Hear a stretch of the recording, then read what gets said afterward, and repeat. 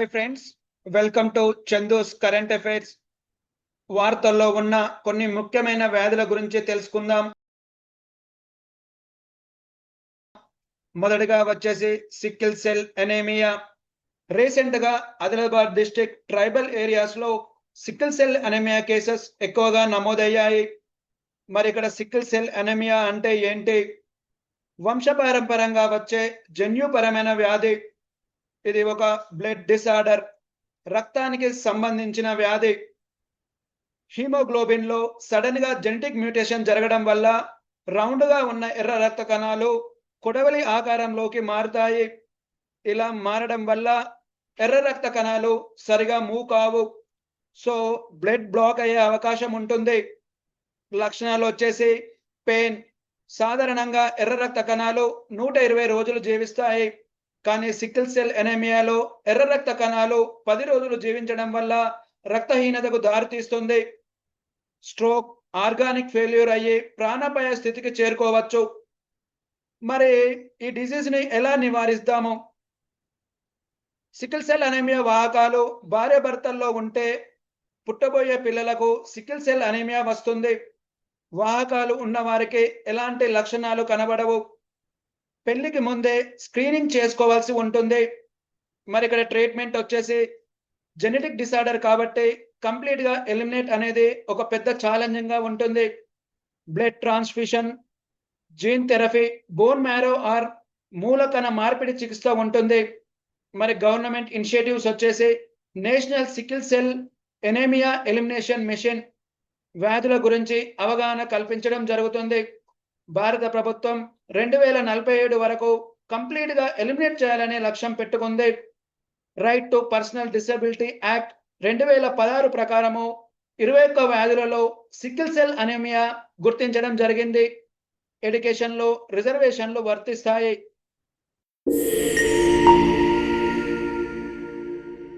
Tuberculosis, క్షయ వ్యాధి. మార్చి 24 వరల్డ్ ట్యూబర్కులోసిస్ డే. వ్యాధి గురించి అవగాహన కల్పించడం జరుగుతుంది. 2025 వరల్డ్ టీబీ డే థీమ్ వచ్చేసి yes we can end TB, commit, invest and deliver. TB అనేది మైకోబాక్టీరియం ట్యూబర్కులోసిస్ అనే బ్యాక్టీరియా ద్వారా వస్తుంది. మరి ఇది ఎలా వ్యాపిస్తుంది? గాలి ద్వారా, ఎయిర్ బోర్న్ డిసీజ్ అని అంటాము. టీబీ ఉన్న వ్యక్తి దగ్గినప్పుడు కానీ తుమ్మినప్పుడు కానీ డ్రాప్లెట్స్ ద్వారా ఇతరులకు వ్యాపిస్తుంది. మరి లక్షణాలు దగ్గు, జ్వరం, బరువు తగ్గడము, లంగ్స్ ను ఎఫెక్ట్ చేయడమే కాకుండా ఇతర భాగాలకు వ్యాపిస్తుంది. మరి నిర్ధారణ ఎలా చేస్తామో మాంటెక్స్ పరీక్ష ద్వారా నిర్ధారిస్తారు. మరి నివారణ, క్షయ వ్యాధికి నివారణకు బీసీజీ టీకా వేయించాలి. శిశువు పుట్టగానే మొదటి నెలలో వేస్తారు. మరి ట్రీట్మెంట్ వచ్చేసి DOTS technique. DOTS full form వచ్చేసి directly observed treatment short courses. మరి డిసీజ్ సివియారిటీని బట్టి 6 నుంచి 18 నెలల వరకు యాంటీబయాటిక్స్ వాడవలసిన అవసరం ఉంటుంది. Government initiatives national TB elimination programme 2025 వరకు టీబీని నిర్మూలించాలని లక్ష్యం పెట్టుకుంది. ప్రధానమంత్రి టీబీ ముక్తి భారత్ అభియాన్. మూడోది వచ్చేసి నిక్షయ పోషణ్ యోజన లాంటి కార్యక్రమాలు చేపట్టింది. Guillain Barry syndrome.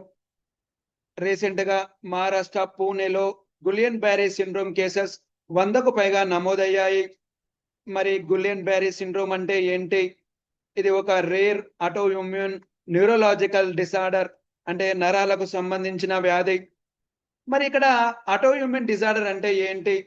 రోగ నిరోధక వ్యవస్థ, మన ఇమ్యూన్ సిస్టమ్ మన శరీరాన్ని రక్షించడానికి బదులుగా దాడి చేసినప్పుడు సంభవించే ఆరోగ్య పరిస్థితులు.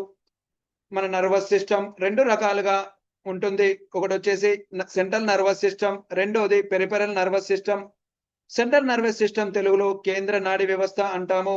పెరిఫెరల్ నర్వస్ సిస్టమ్ ను పరదీయ నాడీ వ్యవస్థ అని అంటాం. మరి గులియన్ బ్యారీ సిండ్రోమ్ పరదీయ నాడీ వ్యవస్థపై దాడి చేస్తుంది. మరి కాజ్ ఎందుకు వస్తుంది? మరి ఎగ్జాక్ట్ కాజ్ అంటూ ఏమీ లేదు. ఏదైనా viral or bacterial major surgeries తర్వాత రోగనిరోధక శక్తి హైపర్ యాక్టివ్ కావడం వల్ల వస్తుందని భావిస్తున్నారు. మరి లక్షణాలు సింప్టమ్స్ ఎలా ఉంటాయి? కొన్ని కేసెస్‌లో లక్షణాలు కనబడవు. కండరాల బలహీనత, సరిగ్గా నడవకపోవడము, కాళ్ళు చేతుల్లో తిమ్మిళ్ళు రావడము, మరి సివియర్ కేసెస్‌లో పక్షవాతం అండ్ రెస్పిరేటరీ ఫెయిల్యూర్ అవుతుంది. మరి ట్రీట్మెంట్ వచ్చేసి స్పెసిఫిక్ ట్రీట్మెంట్ అంటూ ఏమీ లేదు. Supportive therapy and intravenous immunoglobulin ఇవ్వడం జరుగుతుంది. ఇంపార్టెంట్ డిసీజెస్ చూద్దాం ఇక్కడ. Bacterial, fungal, viral, protozoal and autoimmune disorders. మరి మొదటగా బ్యాక్టీరియల్ డిసీజ్ వచ్చేసి ట్యూబర్క్యులోసిస్, క్షయ, కలరా, లెప్రసీ, కుష్ఠవ్యాధి, టెటానస్, ధనుర్వాతం అండ్ టైఫాయిడ్. ఇక్కడ వైరల్ డిసీజ్ వచ్చేసి స్మాల్ పాక్స్, మసూచి వ్యాధి, HIV, AIDS, corona, hepatitis and measles, తట్టు, rabies and bird flu. Fungal infection వచ్చేసి రింగ్వామ్, తామర వ్యాధి and athlete's foot, candidiasis. And protozoa disease వచ్చేసి మలేరియా, అమీబియాసిస్. ఆటోఇమ్యూన్ డిజార్డర్స్ వచ్చేసి rheumatoid arthritis, systemic lupus erythematosus and psoriasis. So video మీకు నచ్చినట్టయితే like, share, subscribe చేయండి. Thank you. All the best అండి.